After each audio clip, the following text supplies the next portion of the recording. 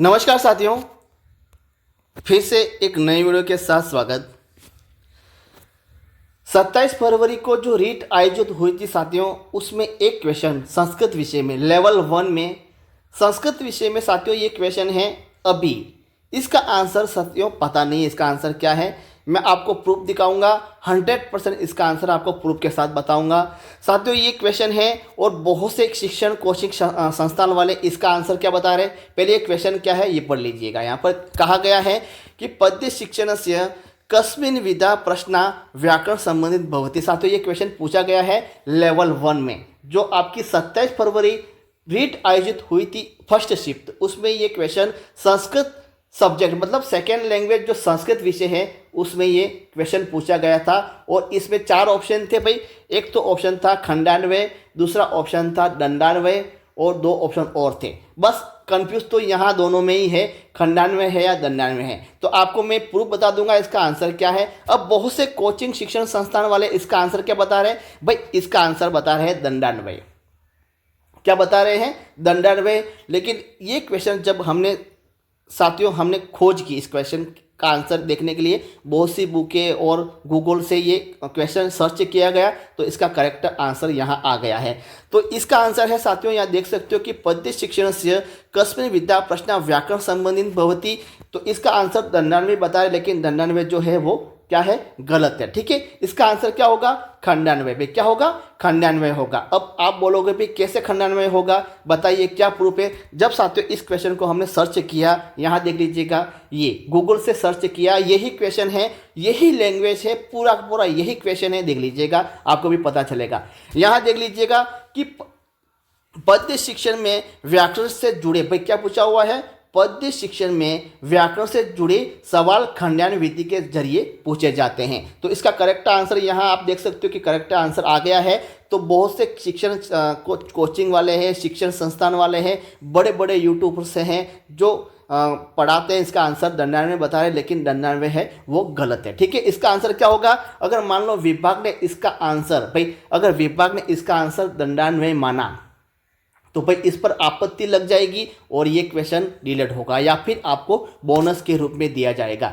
तो साथियों मैं चाहता हूं कि ये वीडियो ज़्यादा से ज़्यादा लोगों तक शेयर कीजिएगा कि अगर खंडान्वय किया है तो आपका करेक्ट आंसर है, अगर आपने दंडान्वय किया है तो आंसर वो गलत रहेगा, क्योंकि दंडान्वय नहीं है। इसका करेक्ट आंसर क्या है? खंडान्वय है। अगर मान लो कि अगर विभाग इसका आंसर अगर दंडान्वय मानती है तो ये 100% इस पर आपत्ति लगेगी और ये क्वेश्चन हाई कोर्ट पर चला जाएगा और क्वेश्चन डिलीट होगा या बोनस दिया जाएगा। इसलिए मैं विभाग से चाहता हूँ इसका आंसर खंडान्वय माने। और यहाँ आपको मैंने ये प्रूफ भी बताया दिया, देख लीजिएगा, ये प्रूफ भी है कि पद्य शिक्षण में व्याकरण से जुड़े, देख लीजिएगा यहाँ पूछा हुआ है, देख लीजिएगा पूरा पूरा वही क्वेश्चन है, वही लैंग्वेज से।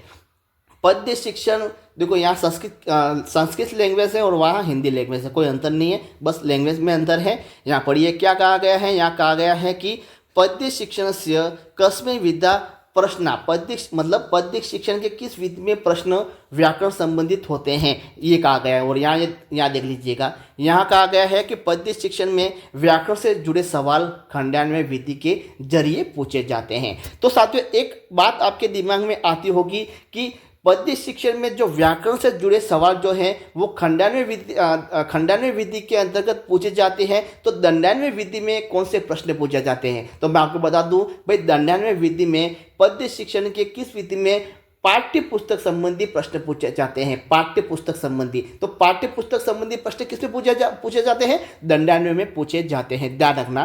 तो साथियों इसका करेक्ट आंसर क्या होगा? दंडान्वय होगा। और ये क्वेश्चन 100% मैं आपको गारंटी के साथ कह सकता हूँ, अगर विभाग ने इसका आंसर अगर दंडान्वय माना तो इस पर आपत्ति लगेगी और इस क्वेश्चन को डिलीट कर दिया जाएगा, या फिर विभाग इसका आंसर खंडान्वय मानेगा और दंडान्वय दोनों मानेगा।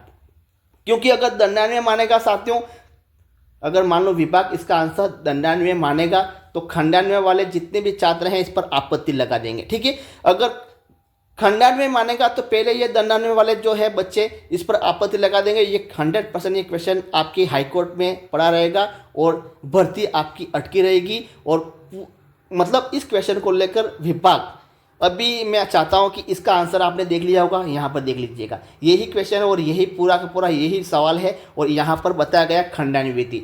पद्य शिक्षा में व्याकरण से जुड़े जो सवाल पूछे जाते हैं वो खंडान विधि के जरिए पूछे जाते हैं। तो इसका करेक्ट आंसर अगर पता चल गया भाई क्या है, खंडान्वय विधि है इसका करेक्ट आंसर। तो विभाग इसका आंसर खंडान्वय मानेगी या फिर खंडान्वय और दंडान्वय दोनों मानेगी या फिर बोनस अंक देगी।